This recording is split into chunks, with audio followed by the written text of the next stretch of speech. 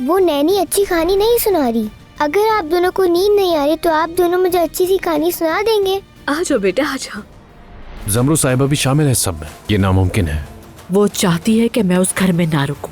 Social services वाले समझे कि पेरेंट्स आते हैं। काश के ऐसा हो के वो सब हकीकत जान जाए। हर्बल टी बनाई है मैंने तुम्हारे लिए। क्या ये टूटे हुए ख्वाबों का इलाज है? सोहा बेटी, आज से ऐसा सुलूक कर रही हो कि मुझसे बर्दाश्त नहीं हो रहा, कसम से देखा नहीं जा रहा। आप वो माँ है, जब आपकी बेटी कोमा में थी तो आपने उसे तलाक दिलवाई। ईशा को छोड़ो, तुम्हें जहाँ जाना है जाओ। तुम्हें परेशान करना नहीं चाहती इसलिए जा रही हूँ। दानिया, मैंने कहा था जब वक्त आएगा तब हम अपने अपने रास्ते चुन लेंगे। अब कहाँ जाने का इरादा है तुम्हारा, बताओगी? जमरू ठीक कह रही है, ये मुझे यहाँ नहीं चाहती। तुमने मुझे गलत समझा, रह सकती हो यहाँ। या अल्लाह खैर। ये कौन सा तरीका घर में दाखिल होने का?